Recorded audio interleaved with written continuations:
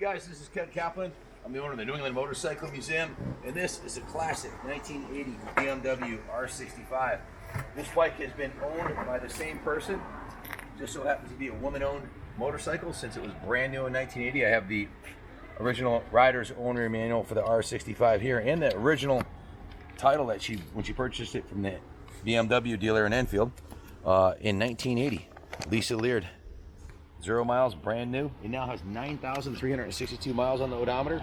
She had another bike. She had a 4-cylinder BMW that had less than 1,000 miles on it. That's already been sold. But we purchased this one here. She's getting up there in years. She's in her mid-60s and didn't feel comfortable riding anymore. So the bike had been sitting on a cover in her garage for many years. And she'd take it out and ride it. But it was mostly sitting, so she didn't want to keep it registered and insured. And she wasn't going to ride anymore, so she sold the bike. It is the original charcoal paint, which is in really nice shape. Ask yourself, where are you going to find a 40-year-old BMW Boxer twin that's got, 9,000 miles, that's 100% original, women-owned, with the original title? The answer is very rarely are you going to find one like this. Usually they got a lot of miles on them. They've been hammered, dropped, or beat by mainly men that ride them a lot. So, which, Lord knows, they are capable of going through the ringer and cross country and on. Yeah, these are this is the same frame that they put on the BMW, the larger BMWs. This is a R65, so the frame's totally under stress. What they did change is they went a little shorter swing arm, so it has the geometry of the bigger bikes, but a shorter swing arm, so it handles awesome. Very, very reliable bike. This is a bike that you could be easily run in iron butt rallies. It has shaft drive on the rear, very easy to work on. Has a 32mm Bing carbs. It's a 650cc air-cooled, they call these airheads. It's a horizontally opposed, straight across twin-cylinder motorcycle, otherwise known as an airhead. These are going up in value, as you know. If you check the NADA value, it's just shy of $5,000 for one of these in excellent condition. This is definitely in excellent condition. Absolutely an investment quality machine. The only issues I found on the bike are she had lost the original side covers. I guess she took them off and they got thrown out in the garage. I'm not really sure. So it's missing the side covers. But other than that, the other issue is the baffle. The original mufflers, the baffle inside here rattles. So there's one of the welds broke on the baffle. The pipes are in great shape though. They're not rusted out. They're not damaged or scratched from accidents. The pegs show no signs of ever being dropped. There's no scratches on the cylinders, nothing on the end of the handlebars or the mirrors. So obviously it wasn't dropped on this side. If you look at the other side, you can see the same thing. The pegs are in beautiful condition. No indication it was ever dropped or laid down at all anywhere. So never crashed. No scratches on the head. 9,000 miles. Original rims, 100% bone stock. Original charcoal paint job. Title in hand with the manual. Good luck finding a nicer one for under $5,000. They're just not out there. I took it for a ride earlier. Really like the fairing. I'm 6'2", so I can see over the fairing. The original glass in the fairing looks good. The paint is nice on the fairing. Headlight, tail light, the brake, the turn signals, everything electrically works perfectly except for the horn. It has a dual FIAM horn system, which works intermittently, and it's very loud when both of them work. But right now they're working intermittently, and we haven't had a mechanic work on this bike. It hasn't been through the shop. This is exactly the way it came to us. So, is there a battery in this? Yeah, let me turn it on for you. Now for the best part of my job, I get to take this thing for a ride. It looks beautiful. The original factory seat is on there. The original paint looks great. The only thing it's missing, again, is the side cover, and that would be a big addition. We probably could have picked up a set on eBay, but we just decided we'd sell it like this and let someone else put the side covers on it. So, fires right up. Electric start works beautifully. All the idiot lights work nice. I had one of my first BMWs I ever had was an R60/5, a 1970. The predecessor of this one right here, and that was a great bike. I rode the wheels off of that thing. So these are considered one of the most reliable motorcycles made, German engineered for the Autobahn and for long distance traveling.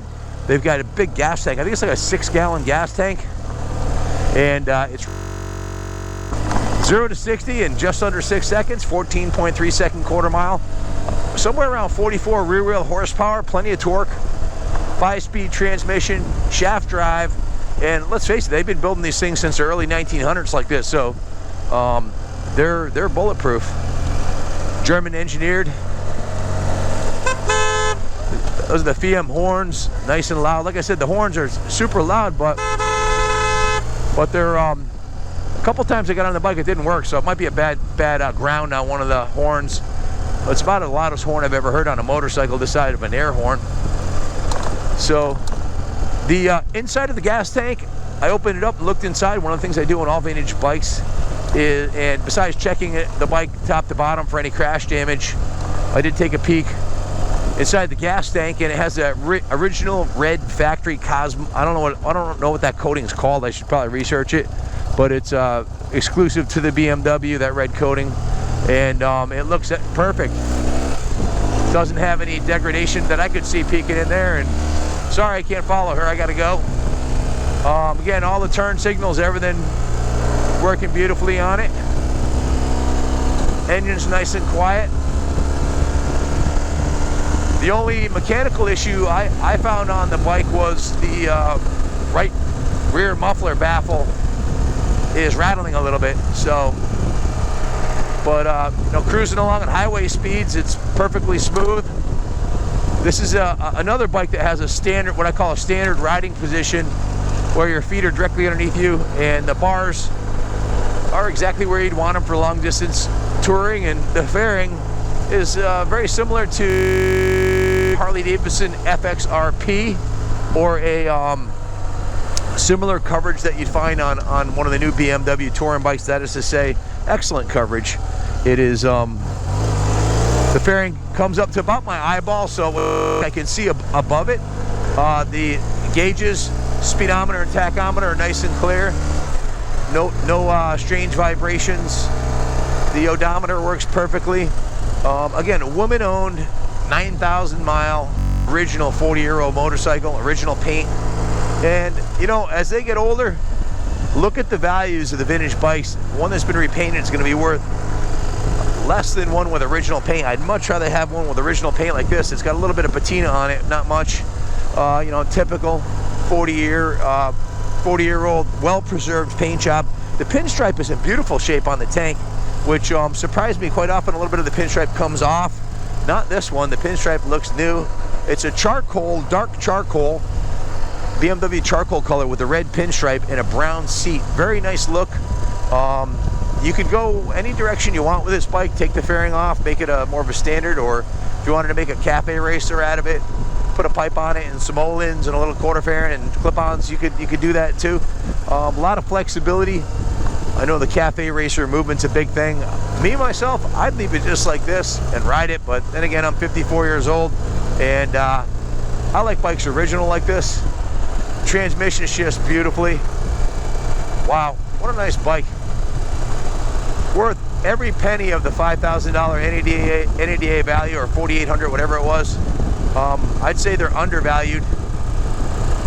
Not too many of the airheads around that are nice, all sorted out. I checked the passing light has a blinking. See where the high beam thing comes on right there? That's hitting this button on the handlebar. Wow, nice horn. Turn signals. The idiot lights for the turn signal works beautifully, left and right. So obviously electric starter, everything's on point. The previous owner told me that they had just had the carbs cleaned. If I remember correctly, I think they said there was an $800 service charge to clean the carbs. That leads me to believe they might have done some other work too, but I didn't have a receipt, so I can tell you it runs beautifully. I don't think it needs any service at all. Transmission shifts beautifully. Definitely get on and ride her to the beach, take her cross country, or join it, do an iron butt rally, whatever floats your boat. These Beamers are bulletproof, and this is a great specimen. I think I'll take it down Reservoir Road next. That's one of my favorite rides. So we're coming up on probably our biggest event ever at the museum. We have the, well, the rear brake works great. So does in the front brake. We have the Motorcycle Mania event coming up this Friday, a week from tomorrow. And that should be a fun one, so stay tuned. We'll have some great videos from that event. We're expecting thousands of motorcyclists to show up, but you never know. Depends on the weather and a bunch of other fickle things with the motorcycle community. Nice riding bike.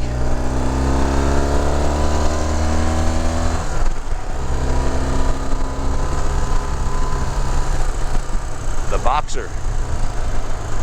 The Airhead. Flat twin horizontally opposed 2 valves per cylinder, 4-stroke shaft drive engine, carbureted by two 32mm carburetors, 1 per cylinder, dual exhaust. The exhaust is in beautiful condition cosmetically. I didn't see any damage anywhere on the bike or on the exhaust, indicating that they'd never been fettered with. Again, the right one does have that baffle, vibrating baffle. Could probably be fixed by a good welding shop, I'm sure, fairly inexpensively. That's what I would do. I'd keep the original exhaust system on the bike. The original mirrors are beautiful. They don't vibrate riding down the road. Yeah, like I said, I think this one's a keeper. If you're looking to invest in a vintage BMW without breaking the bank, this might be your bike. Nice and nimble. Again, the frame is same as the bigger Boxer twins of that era, so it's probably under stressed with the lighter, smaller 650 engine. Definitely under stressed. If it's the same engine they'd put in a 1000 or same frame, but the swing arm being shorter gives you a better turning radius and a little sharper geometry, frame geometry. Seems a little more nimble than the bigger one. Just a beautiful riding bike. Classic German engineering. Definitely blessed. The best job in the world getting to test ride these classic vintage motorcycles. One of the advantages that people don't think about buying a vintage bike, if you get a good reliable one like this, not only can it be used as daily transportation very easily, throw a set of saddlebags on it, which are readily available, but you can rest assured your operating expenses are going to be much less than a new bike. By that I mean, well, your initial investment is thousands less than a new bike, and also your insurance on a classic motorcycle, if you get antique plates, is pennies on the dollar over a new one. Literally pennies on the dollar, where you could probably register and insure this thing, depending on your age and your driving record, for a couple $100. That's been my experience. The vintage plates, they don't expect that you're going to be out racing it around too much, so you kind of fly under the radar, and the tax man doesn't kill your wallet with the huge property taxes. Depending on where you live, taxes are pretty high in Connecticut here. You know, the wind, I'm doing let's see, we'll get her up to 65 miles an hour here, and the wind is just blowing right by me from my ankles, because the fairing goes right down to my ankles, to the top of my head is completely protected by wind. Pretty fantastic design on this fairing. I'm assuming it was designed by BMW, maybe a better, I don't know. It does have storage compartments up here, Velcro storage compartments for your cell phone or gloves or cigarettes or whatever you want to put in there, and a little glove box underneath that. So you got some storage up here. I'd put a set of saddlebags on it and make it and maybe a backrest and a backpack, and you got your classic sport touring bike. Well, that's the beauty of owning a bike. You can do whatever you want to do, make it your own, leave it exactly the way it is, whatever you want to do. But rest assured, one thing, it's not going down in value. It's a 40-year-old classic BMW. They are raising in value every day, and they're getting harder to find mint originals. I mean, you know, in 10 years it'll be 50 years old, and it'll look just as good. So, and you know what the 1970s, 60s BMWs are bringing now, big money. The R65, this was a 69, 10 years older R69, same size bike, or similar size bike in the S model, those are bringing north of 20,000 for a great example now. So this is the point. This is when you buy the bike, is when it's depreciated and it's on the upward swing. If you're investing in motorcycles for a retirement thing, or for the future, or just fun per dollar, smiles per miles, you can't go wrong. It's not going to be like you know, buying a bike for $2,000 or $3,000 that needs to be restored and dealing with all that aggravation. All you got to do is keep the fresh fuel in this thing and keep a battery tender plugged in and ride it every couple of months. It's got no miles on it, 9,000 miles. It's barely broken in. All the shaft drive components and gear case and transmission, clutch, cylinders, everything should be like new with this kind of mileage on it. And the ride indicates that it is, for sure. This is a bike I would sell to a friend or family member with zero hesitation, knowing that they're buying a classic that's gonna give them years of enjoyment with a very small investment. That's gonna go up in value. Front brake works nicely, rear brake works nicely. The front is a disc, very, very powerful front disc brake.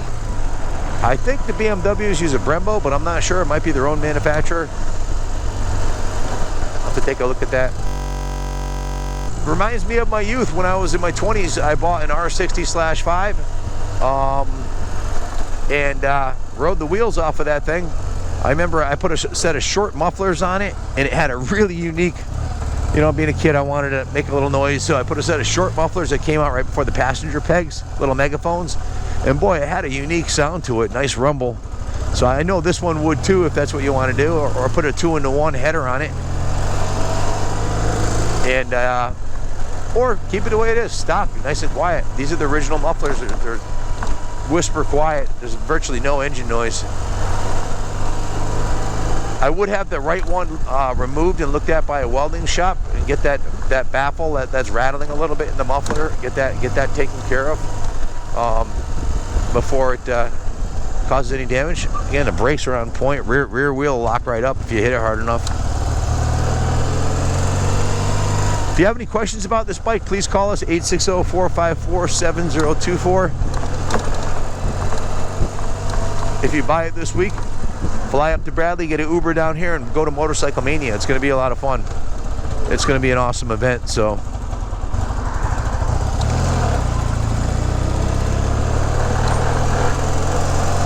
well, thanks for watching so far. If you haven't hit the subscribe button, please do.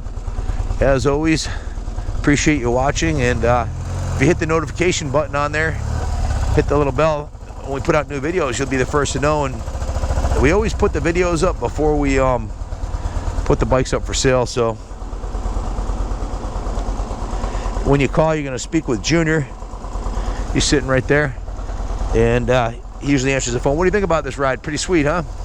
I like the color, man. I'll tell you, see them in silver or even the black ones, but this one with the brown seat and the charcoal paint with the red, it's pretty sharp. Pretty good, pretty nice.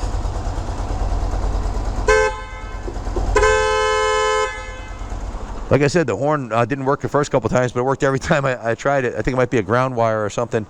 All you need is a couple side covers right here, and this is exactly the way it came to us. The front tire has plenty of tread left on it. I didn't check the date code on it. It doesn't seem to be in dry rot on it. Plenty of tread. The rear tire has got plenty of tread on it. I'd say get on it and run it, man. She's a beauty. Good luck bidding on her. If you have any questions, call us. All proceeds go to fund the New England Motorcycle Museum. As always, every red cent we get goes into the reconstruction of the building and the museum bikes, so it's going to a great cause. So good luck, and God bless America. God bless Germany for building wonderful motorcycles like this. Amen.